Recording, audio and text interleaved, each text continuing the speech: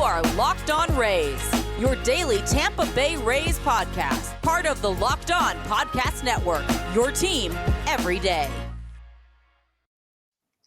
Welcome into another edition of the Locked On Rays podcast. And Ulises, today we have a very special guest, and that is Andrea. Let's try the last name here. Arcadipane, is that right? Yes, it's right.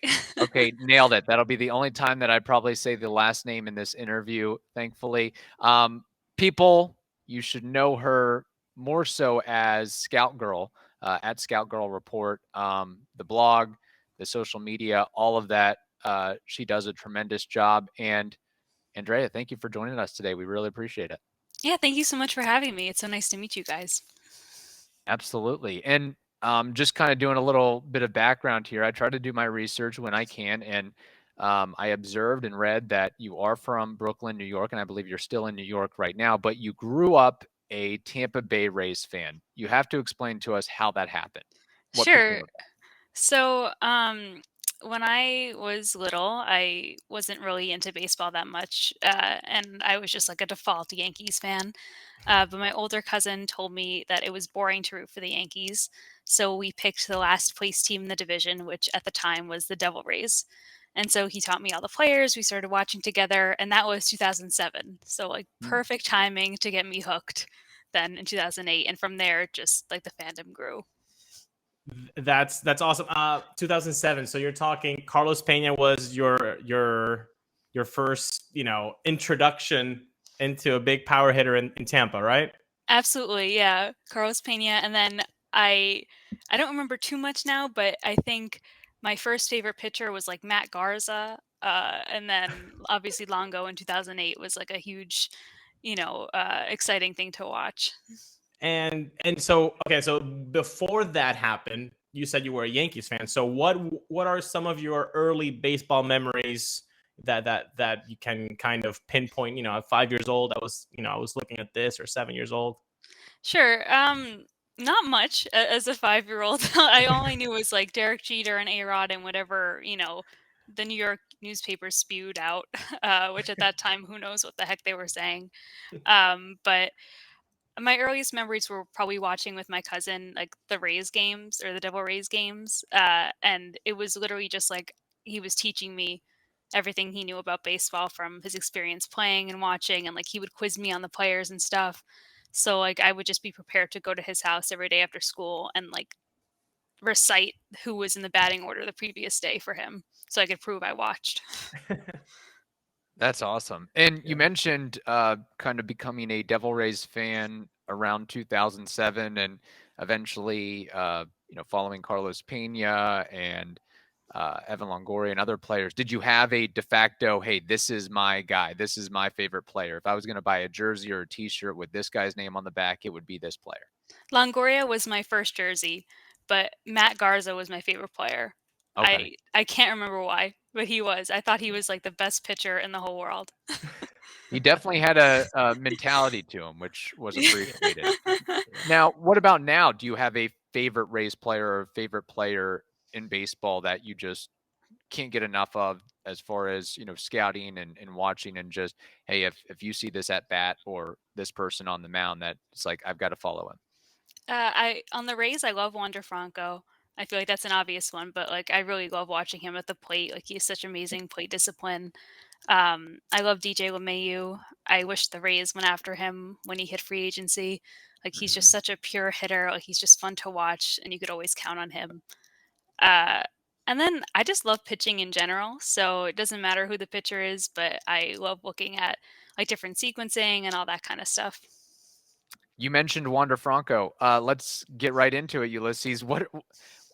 Andrea, what are your expectations for Wander this season, coming off injury and hopefully providing a much larger punch offensively, which the Rays need in 2023?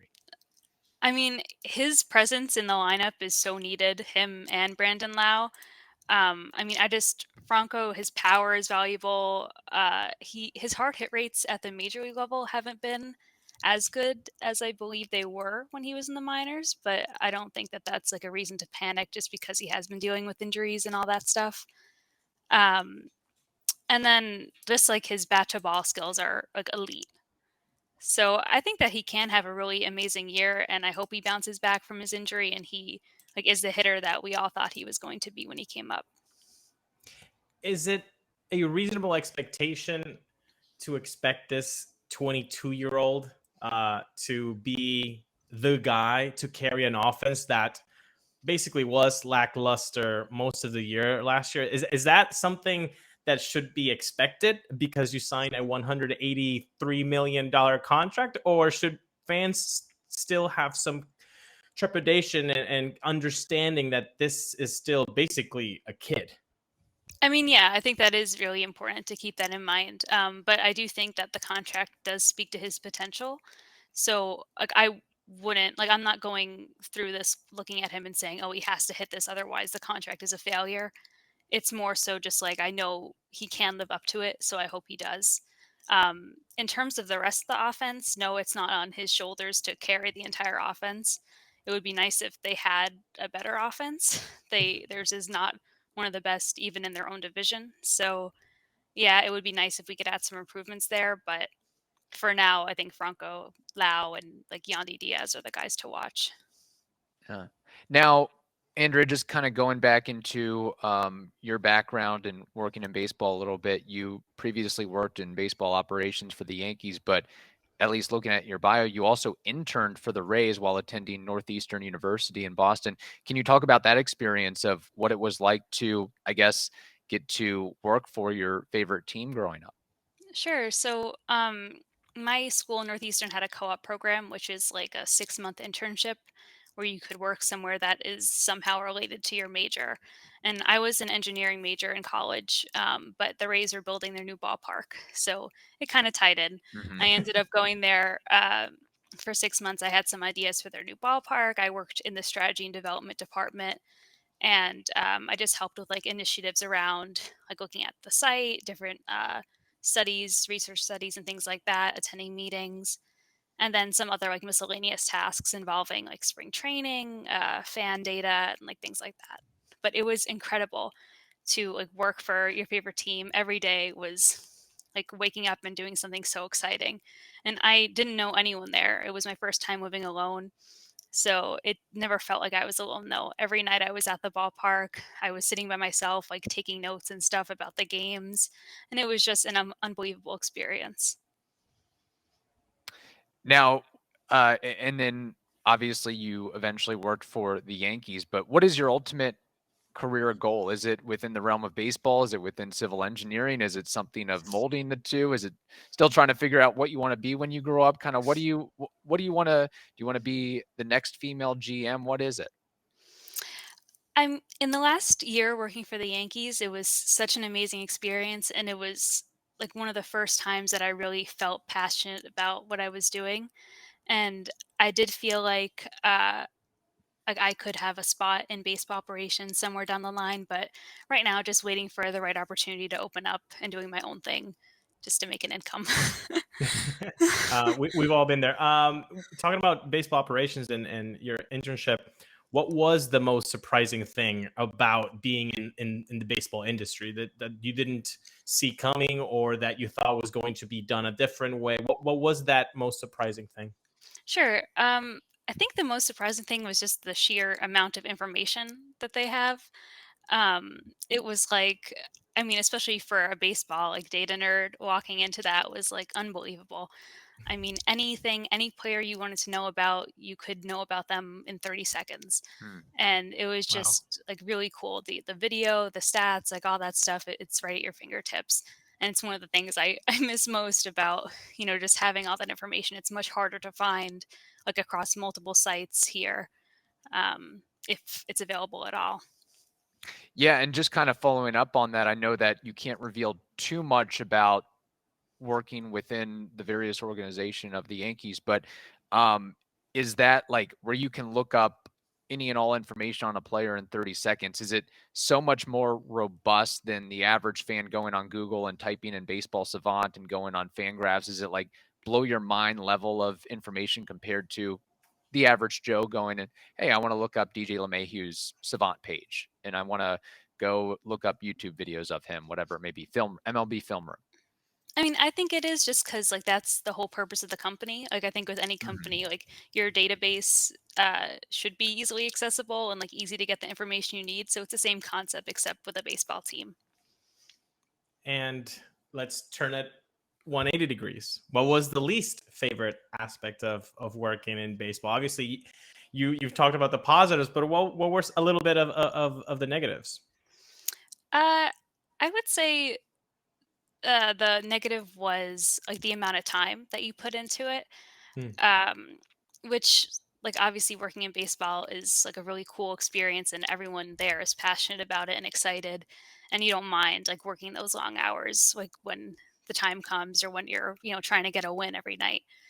But it is like a huge sacrifice, especially like during the summer, during the fall, when all your friends are doing things, when your family has events, and you can't go to those just because you have responsibilities, which again is the case for a lot of jobs, but it is like very intensive and you need to put in a lot of hours. Can you give us a day in the life when you were in it? What time did you wake up? How was your commute? At what time were you coming back? Did you even take a 30-minute lunch? What was your life like when you were really into it? Sure, it depends on the time of year. So like I'll talk about during the season because I think that's like the busiest period. Sure. But if it was a home game, meaning there was a game that night, I would wake up around maybe 7:30 or 8 a.m. Do my responsibilities at home, like meal prep or walk my dog, and then head to the office. I lived a little far away, which was my fault, but it is what it is.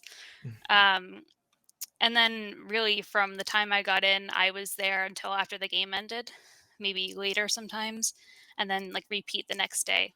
So it was very busy. We didn't take, I personally did not take lunches just because, some days were lighter than others, but like I like wanted to get ahead. Like I wanted to go above and beyond and try to gain as much from the experience as possible. And then we usually took a break for dinner. Like we would go as a group and go eat with the food that they gave us. So these were like 10, 11-hour days. Yeah, very long days plus weekends and all that stuff. And the days were long on non-game days too, but it was just not as fun, I guess, because there wasn't a game. We have to tell you about FanDuel. The midway point of the NBA season is here, and now it's the perfect time to download FanDuel, America's #1 sportsbook. That's because new customers get a no-sweat first bet for up to $1,000. That's bonus bets back if your first bet doesn't win. So just download the FanDuel Sportsbook app. It's safe, secure, and super easy to use. Then you can bet on everything from the money line to point scores and threes drained. Plus, FanDuel even lets you combine your bets for a chance at a bigger payout with a same game parlay if you're feeling fancy. So don't miss the chance to get your no sweat first bet for up to $1,000 in bonus bets when you go to fanduel.com/locked on. That is fanduel.com/LOCKEDON to learn more. You'll make every moment more with FanDuel, an official sports betting partner of the NBA. Andrea, you've interned with the Rays. You've worked for the Yankees. You have a very successful outlet as far as just in the new age media end of things. Do you have any advice for people that are trying to look to break into the baseball industry, whether it's on the media side or working for the organization side, and even more so for a woman trying to break the glass ceiling there as well? Yeah, I will say no matter which way you try to get in, it's very difficult, and it's difficult to stay in the industry as well. Uh, I am not sure what the media path looks like beyond my blog. So I guess I could speak to that, which is just like I posted consistently and I made an effort to go like beyond a casual fan's knowledge and try to look at research and look at all this stuff to try to build something unique, which was not easy. And it took a lot of effort on top of I was working full time. Sorry. Yeah. No, you're good. No. I remember one of your first videos ever was the maybe it wasn't your first video. This is the first one that caught my attention. It was an arbitration for Ryan Yarbrough. Yeah. How did you? Is that what made you pop off? Like, what was the first content that really got you, in the Twitter sphere?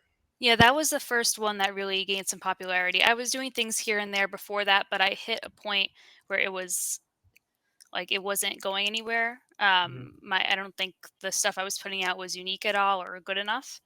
I'm pretty hard on myself if you can't tell. But I was trying to find like a unique topic that would at least get some interest. And my goal at the time was not to break into the industry. It was just I want to meet other baseball fans and be taken seriously. So I thought about like an interesting topic. That week, Ryan Yarbrough lost his case and everyone was talking about it. So I went through the CBA on MLB's website, and it basically outlines how arbitration is done.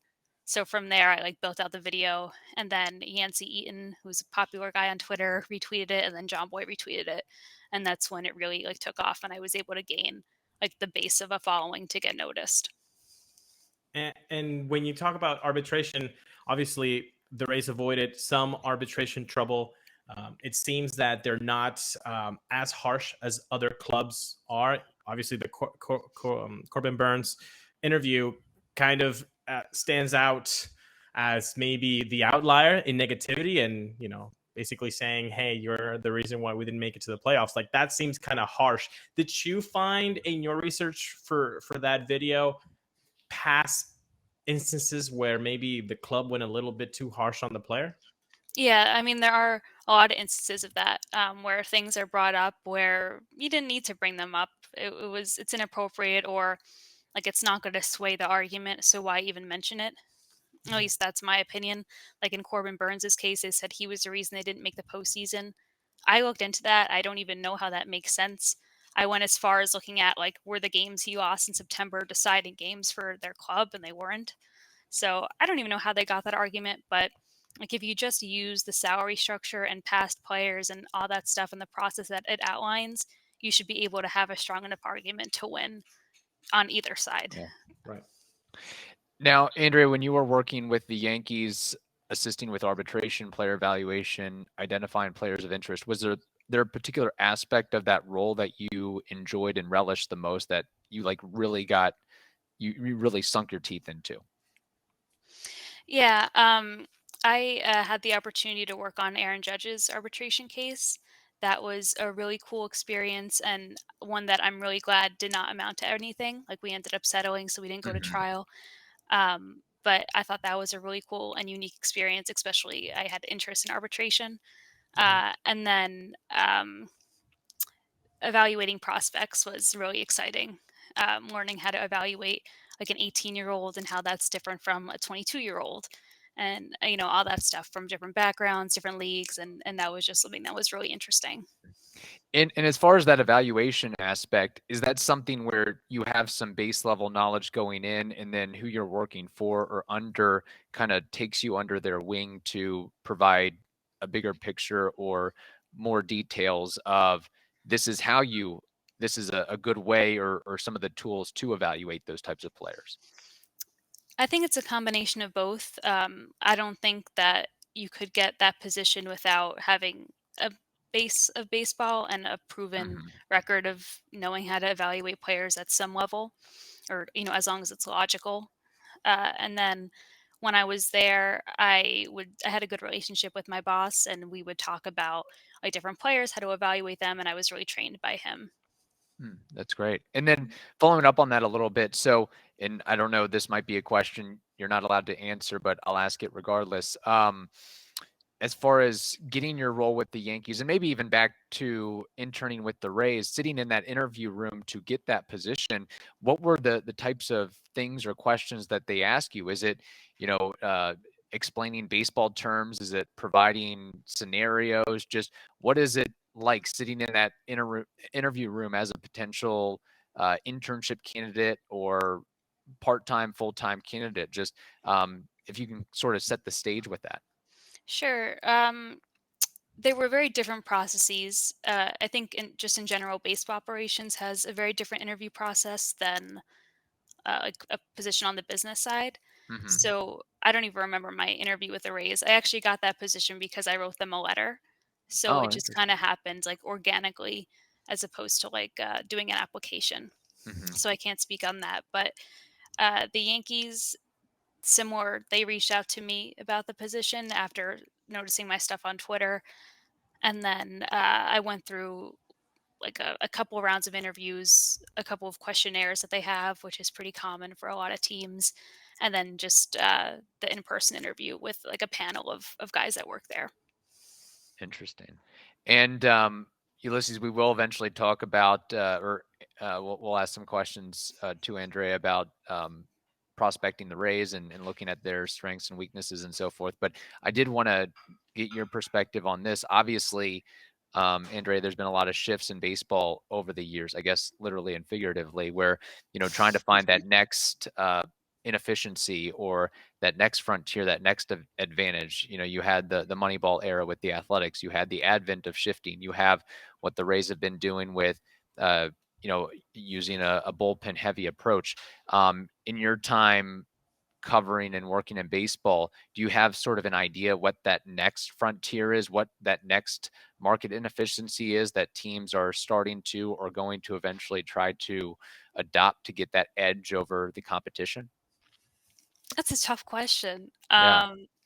I'm not sure. I think that especially recently we've been seeing kind of like swings back and forward to the same things. Like for Hmm. example, like a few years ago, sinkers were out of style and everyone was throwing a four seam fastball. And now sinkers are suddenly back and they're amazing. So I think we see those swings that happen, every so often. That's just how baseball is. But Yeah. in my opinion, I think maybe like sports science or player development has some low hanging fruit that can be improved through technology. Like if some teams have technology that other teams don't, that's probably an advantage. Yeah. But I do think that everyone is like catching up to analytics where at a certain point there's not going to be a ton left else to find. Yeah.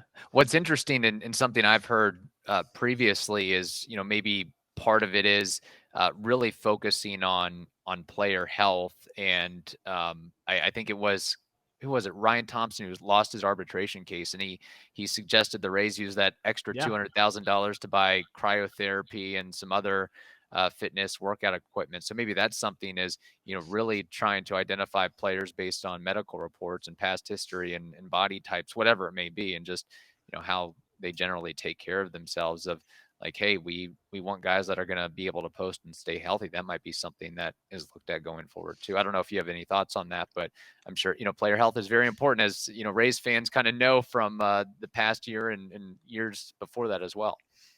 Yeah, I definitely agree with that. In fact, I think like you might be able to take it one step further with like if there's a team that can anticipate whether someone will get injured or is like injury prone per Hmm. se, then they could make more informed decisions about whether or not they can acquire them for certain roles. Yeah, we talked about that with Blake Hunt when we had him on the show a couple of seasons ago.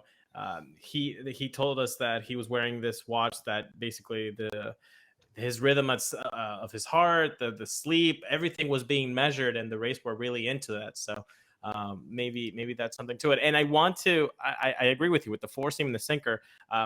This might be a silly simile, but I'll say it regardless. It's kind of like fashion. You look Yeah. at Hmm. the 70s and 80s, really short shorts. Guys playing basketball. Look at 1988 Michael Jordan, and then you look at Allen Iverson in 2000, long shorts. And then now it's coming back up. Everything is kind of like ebbing and flowing, and I think maybe we're going to be seeing a little bit more of athleticism with the new rules. But I do want to ask you about stats, new age stats, and analytics. I think, like Kevin said, if you're a baseball nerd, which I think we all identify as one on this podcast, we dive into Fangraphs, we dive into Baseball Ref, we dive into Statcast, Savant. What are some of those new age stats that maybe most fans don't pay attention to, but they should? or at least they should start learning what it means and how it can help them see some value into a player that they don't really recognize as valuable? It's a big question with a lot of answers. But I think any stat that helps you identify like the common sense questions, I think is important. So what I mean by that is like if you're evaluating a hitter, like what do you want in a hitter? You want someone who could hit the ball. So like it's obvious, but like the stats that help you figure that out are like contact rate. Like that's an important stat for a hitter. Especially contact rate on pitches in zone. Mhm. And then similar to that, like, are they able to walk or do they constantly strike out? And if they strike out a lot, why? Like, are they chasing pitches? So chase percent is coming into play. Um, and then like, how do they hit the ball when they make contact? And that's when like the exit velocity comes in, the launch angles, like those scary words that like all they're doing is indicating the player's ability to like do damage and get meaningful hits. Um, so there are like obviously a lot of advanced stats like xwoba is a good one. uh, war is a little old now but still good. um, those tell like a general picture, but I always think it's more valuable to like dive in and see the actual skill sets like the power of the bat to ball and the ability to walk. And I don't think you need like a super advanced knowledge of stats to understand those. Just taking a look in and seeing like why is this player good beyond like the OPS or the batting average. Right. Andrea, do you have one stat that you just love above all else, whether it has to do with pitching, defense, offense? One that, because I think Ulises, what's the one that you go to oftentimes is on FanGraphs, the left on base percentage? Is I that the love one? the left on base percentage for pitchers. And like, I know you shouldn't be black or white, but when a guy has a high left on base percentage, I love that kind of pitcher. So yeah, do you have a stat like that? No, I don't. But only because I am fearful of like only looking at one stat. So I always Sure, like force sure. myself to look at a lot of different ones. And I'm like a big fan of don't like not overcomplicating things. So like for example, for a pitcher, if ERA and FIP tell the same story, then I'm gonna opt to say ERA like 95% of the time, just because that expands the audience that's listening. Yeah. Even though FIP is more telling. But again, if they're like if one's 3.2 and one's 3.3, that's not a big enough difference in my mind. But I don't think, all those stats are valuable. WRC plus is important. WOBA, like all of those all encompassing stats are great, but like I would never like look at one of those and just say like, okay, that's my full interpretation of this player. Sure. Sure. We have to tell you about FanDuel. The midway point of the NBA season is here, and now it's the perfect time to download FanDuel, America's #1 sportsbook. That's because new customers get a no sweat first bet for up to $1,000. That's bonus bets back if your first bet doesn't win. So just download the FanDuel Sportsbook app. It's safe, secure, and super easy to use. Then you can bet on everything from the money line to point scores and threes drained. Plus, FanDuel even lets you combine your bets for a chance at a bigger payout with a same game parlay if you're feeling fancy. So don't miss the chance to get your no sweat first bet for up to $1,000 in bonus bets when you go to fanduel.com/locked on. That is fanduel.com/LOCKEDON to learn more. You'll make every moment more with FanDuel, an official sports betting partner of the NBA. You talked about evaluating hitters. So I'm going to now show my race bias here. Obviously, that's the main weakness. It's not preposterous to say that it's the offense that we should be looking at as race fans as the weakness, right? I would agree with that. Yeah. What do you think should be the best case scenario for this 2023? I know health, but taking health aside, everybody's healthy, like what should be expected from this lineup? Obviously, you have Yandy, Randy, Wander, Bilal, like those are your main four guys. Mm-hmm. Is that enough of a thump to create some noise in not only the AL East but in the league? Honestly, I'm on the lower end of the Rays offense. Like, I love these players. I think they all bring something unique, and it's so impressive how well they do given like the circumstances. But I think the Rays like really rely on their pitching, and they can't. Not that they can't, but like it's very difficult for them to outscore. So like it's so valuable for the pitching to limit the other team to like 1-2 runs, because I really don't see like the Rays run expectancy beyond that. Um, it's not their fault. But like if we're talking about playoffs and like competitive games, which is my focus at this point, Mhm. because I think they'll do fine in the regular season, but Sure. when they're up against teams that have good pitching but also have good offense, like that's when the problem comes in. Well, if you saw it last year, they faced a team that had a very poor offense and they still got beat. So when you are meeting somebody that has even a better offense, you're it's very difficult to surmount that big obstacle of only scoring one run in what was it, 24, 25 innings, Kevin? Don't remind me, but I believe it was 24, if I recall. Yeah. Too many. Yeah.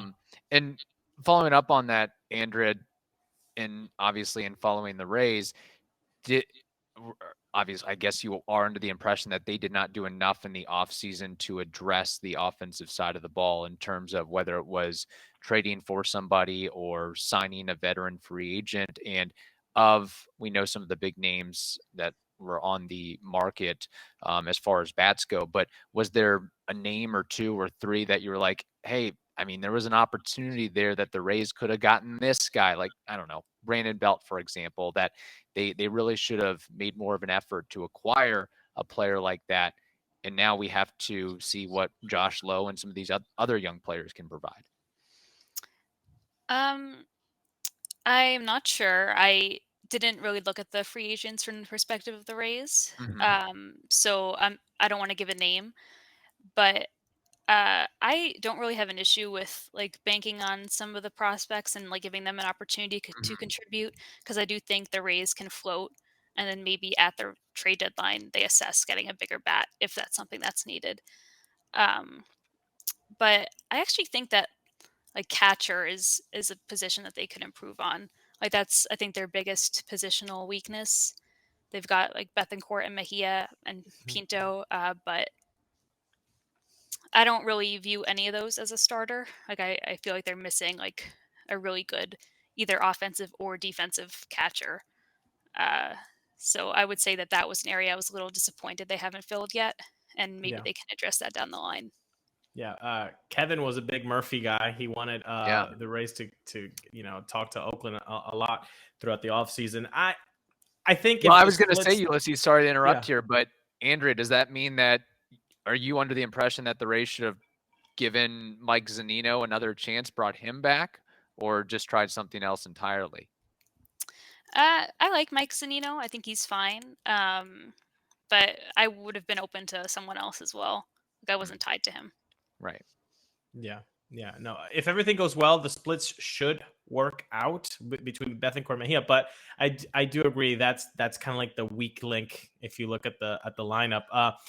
When we assess this offense, is it a problem that the top four guys that we named before are not as high end as other teams, really good offenses?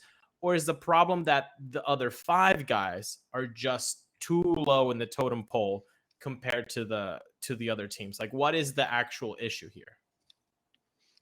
I think it's a little combination of both. Like even looking at just the division, like the Yankees, the Blue Jays, even the Red Sox have like really big name contributors on their team. And Lau, Franco, Diaz, who was the fourth you said, or Rosarena? Mm-hmm. I mean, they're great. They contribute, but I do think that you're going to get more from like an Aaron Judge or a Guerrero or Bichette.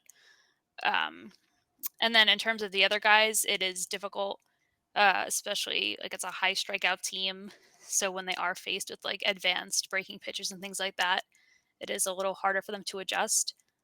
Although I don't know if you guys saw, there was an article in the Tampa Bay Times about Arozarena finally Yeah, using like Yes. information. that is really um, interesting. that was a little bit alarming to hear that he like wasn't interested in like game planning and all that stuff beforehand. But I do think that that's going to help him significantly this year. So I'm excited to watch and see how he makes an adjustment because of that. No, But then I'm again, so like watching him play, it's sort of one of those things where it's like it's sort of beat to his own drum sort of a deal where if I want to try to swipe a bag, I'm going to try to swipe a bag. If I want to try to swing for the fences here, I'm going to try to swing for the fences here. So it's good to hear that he might actually be incorporating an aspect that he wasn't that hopefully can elevate his game and really because he's got the skill set, of course, but well. there also has to be the mental side of the thing. The guy has had 2 back-to-back 2020 seasons. Overall, the lines are good. Like he's a good player. He's a productive player. But yeah, like you said, like he only wanted to know how fast the pitcher threw. Like that's just the most minimal amount of information. So like you, I am going to be very intrigued about how they draw that line for him, because I think if you're coming from the perspective of, hey, I just want to know how fast this guy throws, to how much information, like you said, that is readily available in the industry, like where do you draw the line to this guy who doesn't ever look at that stuff? Like what are you actually going to give to him? Like that should be a kind of a difficult job for whoever has that responsibility. Maybe Ehrlichman, I think it would be the liaison for the Rays to do that job, right? Yeah, I mean, it's kind of crazy to think about. Those jobs are so tough because you have to talk to every single player differently, Mhm. especially if they're all on different pages like this.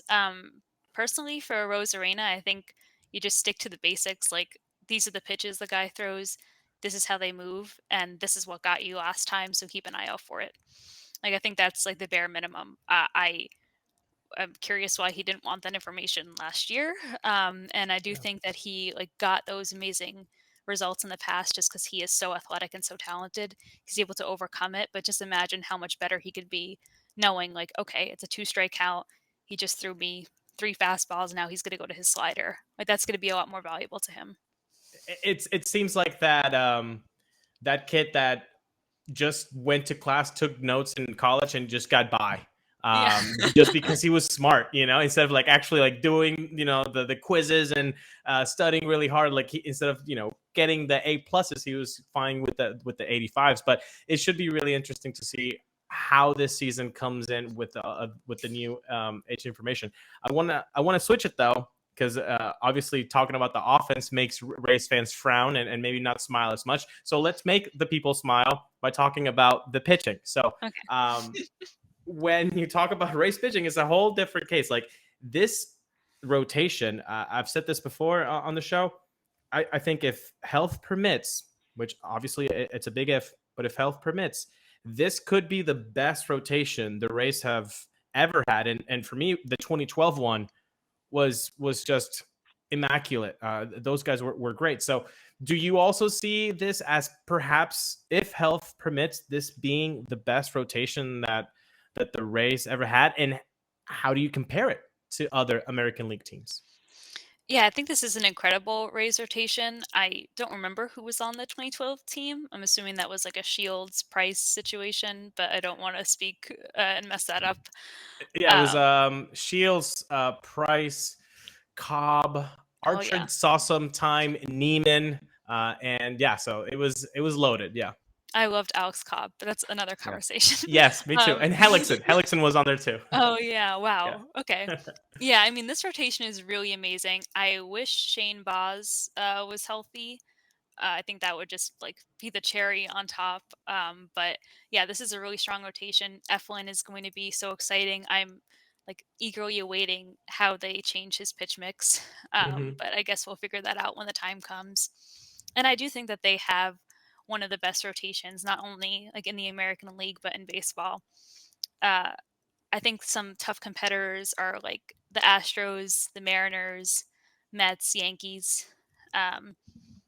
I mean, there are other teams too, but I think those are the ones that really are in the conversation for the best rotation in baseball. But I think you could easily make a case for why the Rays are one of the best ones. I mean, McClanahan's an ace, Glasnow's an ace. Hopefully he stays healthy. Um, and even Rasmussen, he's gone through 2 Tommy John surgeries and he's still amazing. Like his control is unbelievable. Yeah. F1 has already been good. He has plus control. And now I'm assuming he's going to be better, but I don't want to put too much pressure on them, but I think he will be. Springs is exciting. Not the best option versus lefties, but still really good. And then if someone gets hurt, hopefully no one does, they still have like Chirinos, Patino, Fleming, and Bradley coming up the pipeline. So this is a deep rotation, and I'm just so excited to watch them pitch. Kevin, did you notice the order that she set them in? She set them in the order that I like. She said Rasmussen's third. Kevin, I'm telling you, it's going to happen. Rasmussen has to be third, buddy. Yeah, I'll defer to you all on that. I'll refrain from comment there. Wait, who do you have third? F1? Yeah, F1. Okay. Just based on the monetary factor there. We have to tell the audience about something that is the antithesis of nasty, and that is Built Bars. Oh, what a great segue. Yes, you know what? It's so healthy and delicious. Okay, so if you want a delicious treat, but you don't want all of the fat and calories, then you gotta try Built Bar. You can ask yourself, what makes Built Bars so good? Well, for starters, they're all covered in 100% real chocolate. Yeah, I told you, real chocolate. I've been saying it for more than 3 years now. It's amazing. And they've got unbelievable flavors like churro, peanut butter brownie, coconut almond. You want it, you have it. And now you don't have to wait around anymore to get a box. We've been telling you to go to built.com for so many years. Well, now you don't even have to wait for that package to come. You can actually go to Walmart and then pick a box of Built Bars. You can go to Sam's Club and pick yourself some Built Bars as well. So today, get yourself something really delicious, really good for you, and that is Built Bar. Speaking of money, I do want to ask you this, Andrea. Obviously, the Rays were very busy, maybe not so much in adding bats, but in terms of extensions, they extended Jeffrey Springs, they extended Pete Fairbanks, they extended Yandy Diaz. Which of those three do you think were the smartest? What was the best or smartest extension in your viewpoint out of those three? I think Diaz, because of what we talked about, like the pitching, obviously they're amazing with their pitching, but if they were to lose a pitcher, they have others that could fill in versus like Diaz and his like elite contact quality and like just abilities overall. Like that's hard to replace at the price point that they have him. So I think that extension was the most intelligent one from their view. And following up on extensions, this is a topic that Ulises and I have bandied about a little bit of like, who's next? What's the next shoe to drop? Is it going to be Randy Arozarena? Is it going to be Drew Rasmussen? Is it going to be Shane McClanahan? Is it going to be Curtis Mead or one of the prospects? Do you have an idea as to who the Rays should and will extend next? What do you see somebody as, hey, this is a great extension candidate going forward for the Rays? I think McClanahan would be a great extension candidate, and then trade Glasnow. I don't want them to trade Glasnow, but just like we know how the Rays operate, Yeah. and it's so important that they do like replenish the farm and get those prospects back and make smart trades. So I think if you're going to trade one of the two, trade Glasnow and keep on McClanahan. Like I think he is an ace, and like he is in the conversation for one of the best starting pitchers in baseball. And I know we talked about how like it's important to extend like members of the offense who are contributing, but the Rays, like their whole team is built around their pitching. So I do think it is important to retain an ace and like keep that strength as elite as it is. So that's why I would pick McClanahan. Yeah. I guess the question, Ulises, is what would Shane accept? Because I think he has a very high number that maybe the Rays aren't willing to put forth there. But if you are able to agree with him and then trade Glasnow, I guess one of the ideas would be maybe you can get a bat or two in return for Glasnow and super up that offense. Well, we have. I think we did this maybe 2 weeks ago. But we like to have fun on the show. It's an entertain. At least we try to make it entertaining. Some people laugh, some people miss the jokes, and that's okay. But we like to do conspiracy theories. And our conspiracy theory, our latest one, was that they tried to extend McClanahan, and that money, the 12 for Fairbanks, the how much? Help me out here, Kevin. The 31 for Springs. 31, I 34, believe so, with incentives and tie-ins built in. plus the 24 for Yandi. That was all it was a combination. I think it was 64. I think we did the math in the show, 61, 64. That was going to be for Shane McClanahan. Didn't happen, so they diversified their portfolio and hit those three. So I hope you're right. I hope that you are correct that on the first part. I hope you're correct on the McClanahan extension. I do not want to trade Glass now. I want that qualifying offer. Get that qualifying offer, then you get the extra draft pick, and then we could all be happy. Fair enough. Yeah. I mean, that's terrifying. I hope you're wrong about that conspiracy. That's a terrifying one. Me too. Kevin, I want to ask a little bit about MLB as a whole and kind of shift from Rays land a little bit. Yeah. You had a lot of people have talked about salary caps, or salary floor, but you had a very interesting video that I saw today about how to make the league a little bit more competitive. Can you kind of walk us through your idea and kind of do your presentation on how this would work? Sure. Hopefully I remember everything. It was basically like there would be a win threshold and a loss threshold. So you would get rewarded over 2 consecutive seasons if you had a certain number of wins, and then you would face a penalty if you had a certain number of losses over 2 consecutive seasons. And the rewards were centered around building organizational depth and improving the organizational talent. So it would be like a draft pick, international money, slot money for the Rule 4 draft. And then small market teams would get higher rewards than large market teams. And then on the flip side, the penalty would try to prevent teams from tanking and doing a complete teardown. And instead, like if they're on the brink of the threshold, they would want to add a free agent or add someone interesting just to like help make them a little bit more interesting to watch. And the penalty would be monetary, so it would just be a tax, similar to the competitive balance tax. Like if you're 50 wins over the loss threshold, you have to face a much harsher tax than if you're 1 win over the threshold.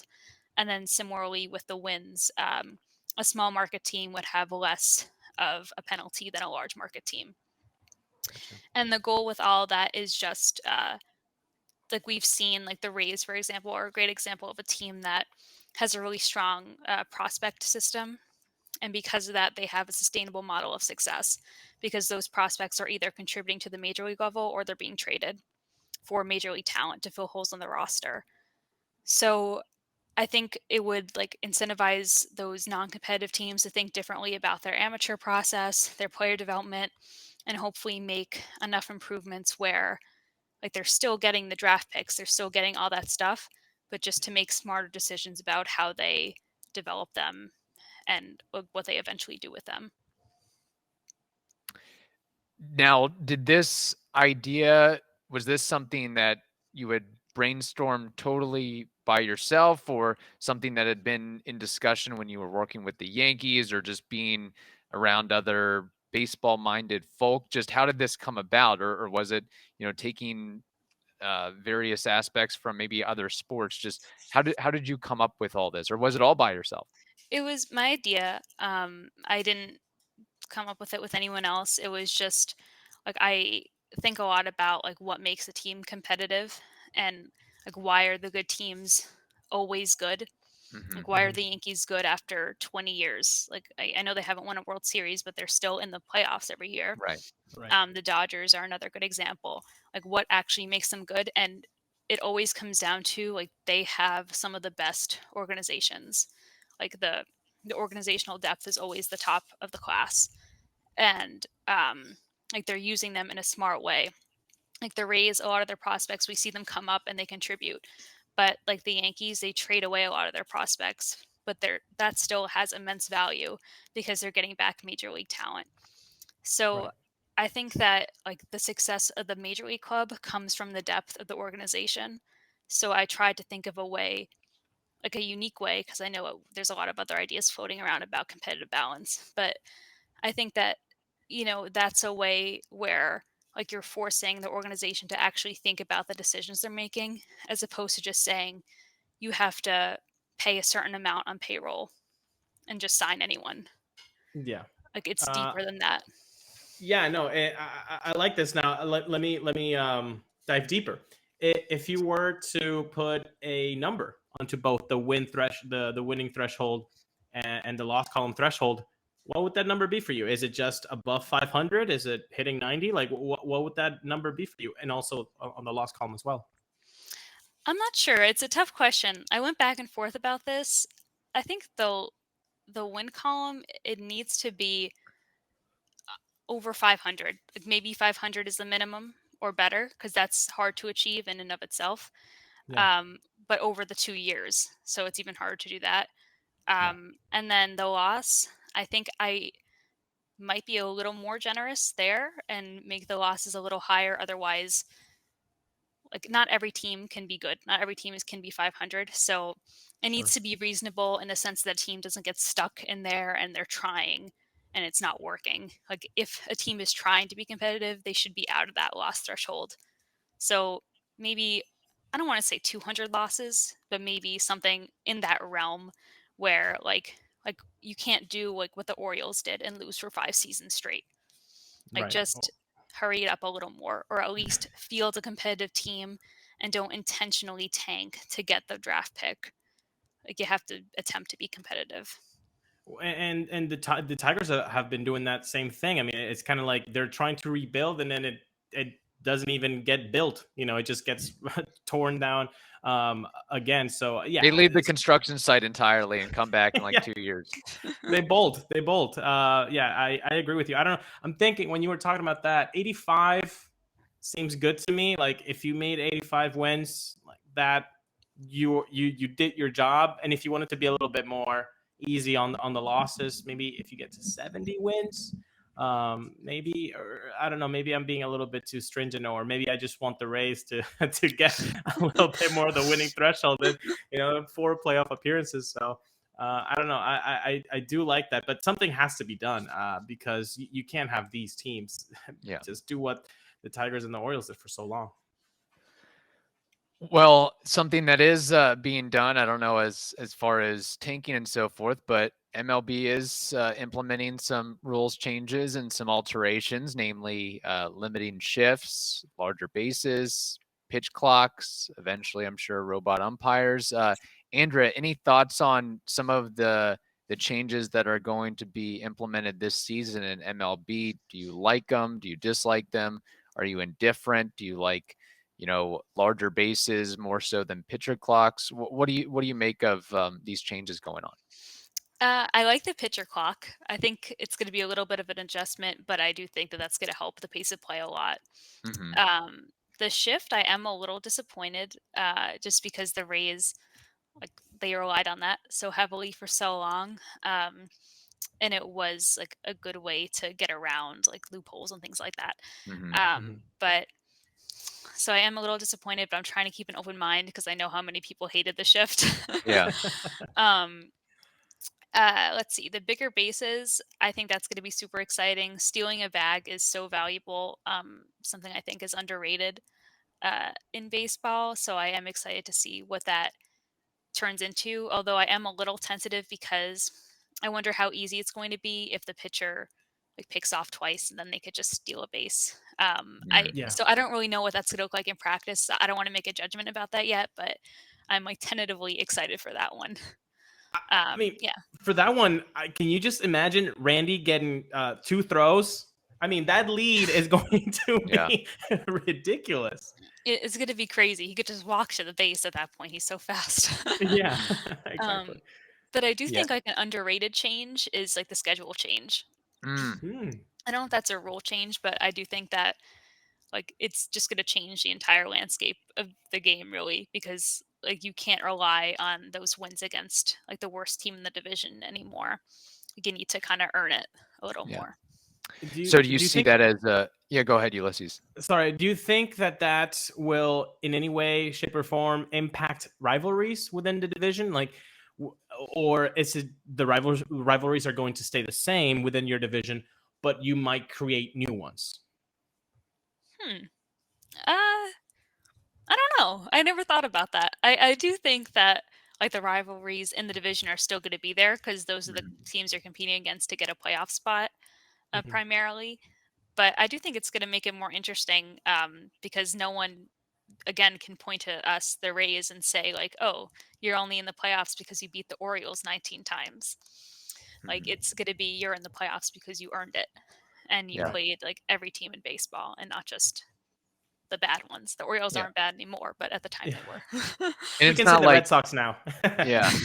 And it's not like, Red Sox, Yankees, it's not like they're going from playing each other 18, 19 times to 3 or 4 times. I mean, they're still going to play each other 12 or 13 times. And if anything, it might hype up the rivalry anymore of, hey, we only have 13 chances to really beat up on each other, which I guess tying into that a little bit, Andrea, do you think it's something that is better for the game as far as, this is something Ulysses and I have talked about of, hey, it gives a Rays fan or whichever team you're a fan of an opportunity to see more players around the game and be exposed to the other league, the National League, to be exposed to more of these players that you may normally not get to see in person or on television or, because I mean, baseball season's long. There's a lot of teams. There's a lot of other responsibilities going on. I don't have time to, watch the Padres or, pick a team besides whoever the Rays are playing. So being able to be exposed to, I mean, really 29 other teams more often, just if you have any thoughts on that. Yeah, I 100% agree with you. Like, I do think it's going to provide a unique opportunity to grow the game organically because, like, I don't mean to call my friend out here, but I have a friend, very close friend, who does not know who Juan Soto is. And it's, that is a player that everyone should know. Like, if you're a baseball fan, you should know him. Right. Yeah. And I hope that what this new system is going to do is exactly what you just said, which is like, okay, we're facing this new team. The announcers are going to tell me who all the players are. Like, they don't need to get it 100% right, but like, who are the major bats? Who are the best pitchers? Just so I have that name in my mind. And it's impossible for any normal like person to watch every single game and know everything about baseball, especially if you're working full time. Like, that is just, it's an unrealistic expectation. So I think if you even watch like a handful of games as a casual fan, you should be able to name those players. And I think that introducing everyone to new teams is going to help that out a lot. I mean, we've being a Rays fan, it kind of sucks to know that Paul Goldschmidt, for example, I don't know how many at bats from Paul Goldschmidt I've seen in my life. I Like, think I've seen like 2, if that, and he's he, basically on track to be a Hall of Famer, like the most yeah, like under the radar Hall of Famer would be yeah, Hall of Famer that I can think of right now. exactly. So I think that this will give a little bit more opportunity for all fans to kind of get to see these guys play. I do agree with that, but it'll be tough. I know Kevin knows this a little bit better because he brought it up. I don't know if it was a trivia question or something, but the mileage that they're going to be traveling. Some teams are going to have a tough time with this. I think the Rays were in the top 10, right, Kevin, of the variants? Yeah, I think the Rays were, I mean, yeah, top 10, and I mean it's kind of, you can deduct that or deduce that, hey, those teams on the West Coast and those teams in Florida are going to be traveling the most because it's more of those cross country trips as compared to the Midwest teams. So I guess going forward, maybe that's just kind of where teams like the Rays, the Marlins, the Athletics, the Padres, the Dodgers, they're going to take a hit just based on where they're located and the new scheduling changes. So that'll be interesting to see how that's impacted. And I know that even Peter Bendix has mentioned that in interviews is the additional travel that's going to be levied could, have an impact one way or the other. And if I could speak on that as well, like it is going to have an impact beyond like just the team itself. Like I think that's going to have an impact on these players don't want to sign with the Rays, Yeah. or they don't want to sign with the Red Sox or the Mariners, who are also really bad in terms of travel. Yes. Like, having a lighter schedule is so valuable. Like, if the player has a family or just like has like a stringent plan that they need to follow for like sleeping and eating and all that stuff, they don't want to travel. Like, they would rather Yeah. just stay in one place or go like as close by as they possibly can. So I do think that is going to have a huge impact. That's a great point, because Ulises, we've talked about this too, of, why aren't free agents maybe more apt to sign with the Rays? And everything has to be factored in. And I think that's something that, an agent is going to tell a player, the family's going to tell the player, because not only, there's the issue of the lack of fan attendance at Rays games, there's the issue of the trop turf, there's the issue of it is the Rays, they'll ship you off, they could trade you at just about any time. If you're in a bat, just it being more of a pitcher's ballpark, that is a knock against you. And now you add on the travel component. That's a lot that the Rays have to seemingly overcome to, land a player in comparison to another team or another couple teams if they're down in the final running. Because I don't know what the factors were, but there was so much talk about, hey, Freddie Freeman, he was, the Rays were runner up to land him, and ultimately you didn't land him. Yeah. So we hadn't touched on that. We touched on that, but that's a really good point, Andrea, because we try to make sense of it, with Brantley and Abreu and Belt, and we were stuck on all those factors as a possibility. But this one, obviously, now with the schedule change and being the travel so heavily, this would impact it, right? And I guess on the staffers too, the people that, besides the players, but the people that work within the organization, if you're, part of traveling on the road, that can't, everything adds up and matters at the end of the day, I presume. So we have to tell you about FanDuel. The midway point of the NBA season is here. And now it's the perfect time to download FanDuel, America's #1 sportsbook. That's because new customers get a no sweat first bet for up to $1,000. That's bonus bets back if your first bet doesn't win. So just download the FanDuel Sportsbook app. It's safe, secure, and super easy to use. Then you can bet on everything from the money line to point scores and threes drained. Plus, FanDuel even lets you combine your bets for a chance at a bigger payout with a same game parlay if you're feeling fancy. So don't miss the chance to get your no sweat first bet for up to $1,000 in bonus bets when you go to FanDuel.com/locked-on. That is FanDuel.com/LOCKEDON to learn more. You'll make every moment more with FanDuel, an official sports betting partner of the NBA. Andrea, before we get to one of our favorite games, Name That War, just a couple quick hitters here. Rapid fire, in a sentence or less, if you can answer some of these. The most underrated player in baseball right now. First name that comes to mind. Taylor Trammell, Mariners. Okay. What about the most overrated player in baseball right now? Overrated? I don't know if he's still overrated, but I thought Jesse Winker was overrated for a while. Okay. Nice. Rank how the AL East shapes up in 2023, 1 through 5. Okay. 1, Yankees, I'm sorry. 2, Rays. 3, Toronto. 4, Baltimore. And then 5, Red Sox. The Yankees are #1 because Andrea worked for the team and she helped them so much the past year. We call it, the Indiana bump. If somebody's from Indiana, Kevin gives them the Indiana bump. If somebody is from Venezuela, we give them the Venezuelan bump. This is of course the Yankee bump. For me, my rapid fire favorite baseball movie. Moneyball. Okay, and does pineapple go on pizza? Absolutely not. Perfect. Great answer. Okay. I've got a couple more rapid fires. Ulises, you rudely interrupted me here. I was in a groove. Who wins the 2023 World Series? The Astros. Okay. Is Evan Longoria a Hall of Famer? I hope so. Yes. Okay, very good. That's That's all I got. biased. Ulises, any more you want to throw in? You want to throw another curveball or a slider for Andrea? Or are we That's ready to it. go to name I that just war? need to know that people don't like to put pineapple on pizza. That's fair enough. That's good. Yeah, those are some of the questions that we ask prospects. We've had many a prospect on the podcast, and we ask them some of those, real life questions to, humanize them a little bit. Yeah. And what's the consensus on pineapple?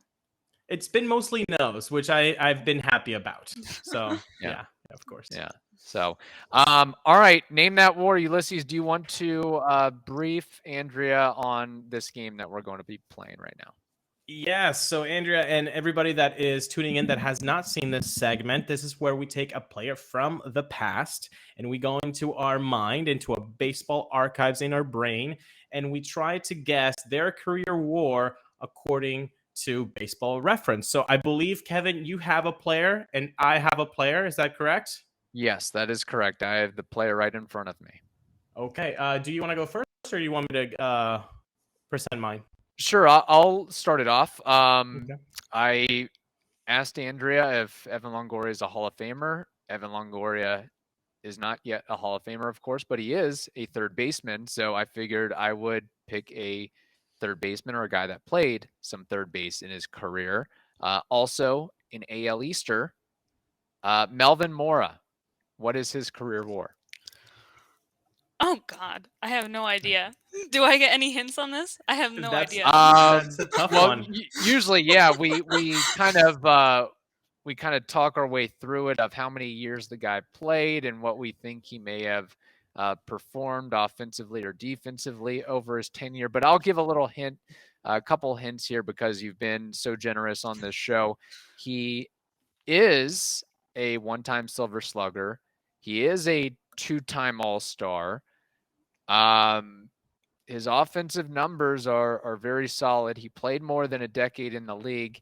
That's about the extent that I can give. Right. I can provide some more color here. He does get the Venezuelan bump for me, Melvin Mora.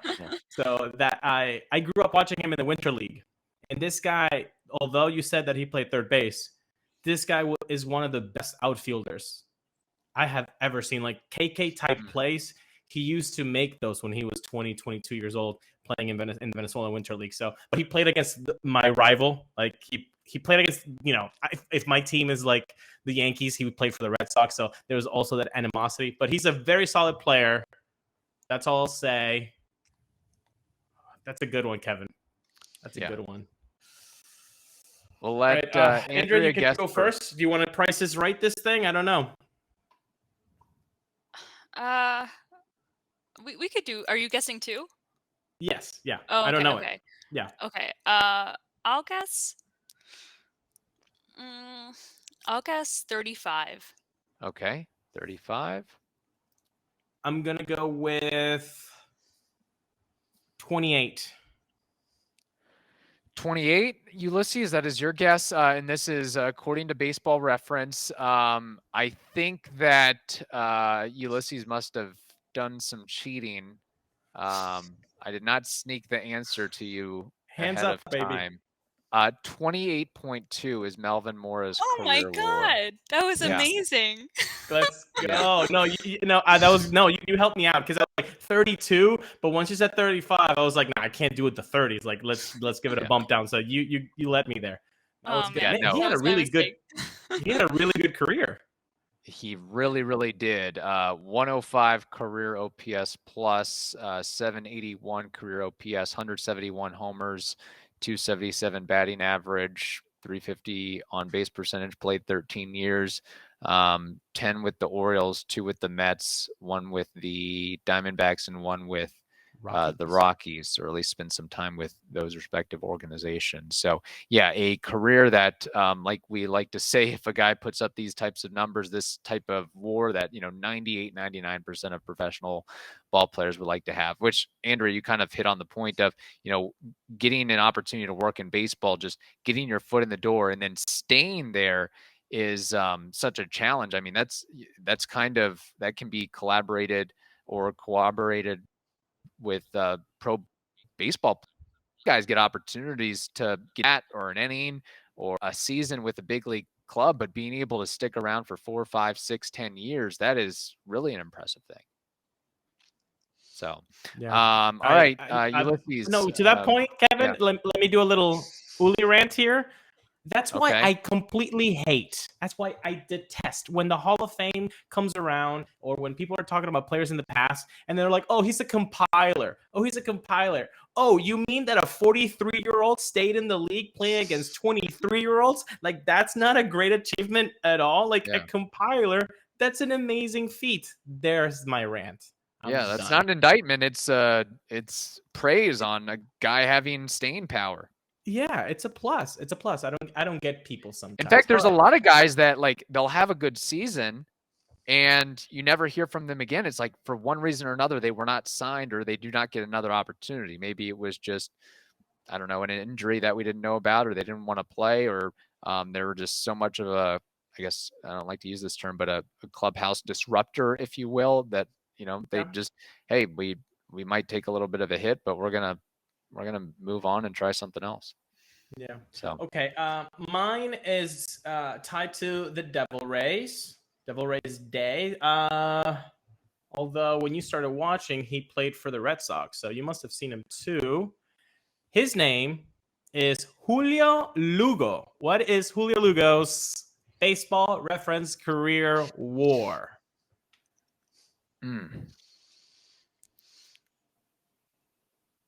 See, this game is making me want to go to like Baseball Reference war pages and just sit on those for days. Yeah. This is exactly what that's the point. This game makes you. Yeah, that's what. Yeah, that's the driver here. I will. Do you want to provide any hints, Ulises? I will give you some hints. He played in the 07 World Series. He got himself a ring. He was not known for his bat. He played for 12 years for a bunch of teams: the Devil Rays, Houston, Boston, LA, Atlanta, Baltimore, and Seattle. Oh, no, sorry, St. Louis. So he basically did the whole AL East tour, except for the Jays and Yankees. What is his career WAR, guys? Do you want me to go first? I have a guess. You can go first, though. I won't change my guess, I promise. Okay. All right. I'll, I mean, played 12 years, but maybe it's a Mike DeFelice situation where, you know, he plays a decade and gets 0.7 WAR. But I think a little bit more than that for Julio Lugo. I'm going to say 12 years in the league. I'm going to say 13 career WAR. I was going to say 14, but I'll change it because that's too close to yours. I'll say 9. No, you can't change it. You gotta keep it. Sorry. No. Nope. Right, I'm keeping you to 14. I'm keeping you to 14, and that means that we have a tie, people, because Julio Lugo's career WAR is 13.5. Wow. So very, very well done, both of you. Tremendous job. Average. That's amazing. There you go. Nice. Awesome. That was perfect. You guys got it right on there. He had a career slash line of 269, 333, 384. That's a 716 OPS, 87 OPS plus, and he had 80 jacks to go with that. So solid career for Mr. Julio Lugo. Oh yeah, absolutely. Well, Andrea, this has been a pleasure. Great job. The insight and the expertise is great. Is there anything you want to promote as far as what you're doing with the blog, website, social media, just anything that you want to shout out about what you have going on? I do a lot of like player breakdowns, team trends, like, and a lot of like analysis from, I guess, my perspective. And I'm at Scalco Report on every social. And I just am doing this for fun now, so it should be a fun, chill year just talking about baseball on my channels. That's awesome. And then one other question that I have, Ulises, and I don't know if you have another one, but during the course of like the Rays season 2023, how much of the Rays will you be watching? Are you like hey, I'm going to watch every single inning, or I'm going to watch more of the highlights? Just kind of what's your mechanism for watching a game? Or maybe it's one of those things where I've got to have some sort of game, or I'm flipping between multiple games and I've got Savant and Fangraphs up. Just what is your methodology for taking in a baseball game? If you had asked me this 2 years ago, I would have said 100% I'm watching every inning from the Rays. But now I'll probably try to distribute the wealth and watch like just an AL East matchup, like as many as those as I can, with the focus on the Rays because they're my favorite team. And I do watch like a crazy person with Savant. But I like using my eyes too. I think there's a lot of value coming from that. Like you notice the little things that like don't come up in the stats. Yes, I'm so happy you said that. People discredit that. We have a lot of stats, but I think just because we have a lot of stats, we shouldn't just shoo away the stuff that we've done for many years. Like, let's just all put it together in a pot and then make it even better. Andrea, it's been a pleasure having you here. It's been awesome. I think Kevin and I'm going to speak for Kevin. You made us smarter by being on the show. So thank you so much. And I know that Locked On Rays listeners and subscribers on YouTube also appreciate you. So thank you so much. The best of luck. And hopefully we get to talk to you during the season. Yeah, I hope so. Thank you so much for having me on. This is really a lot of fun.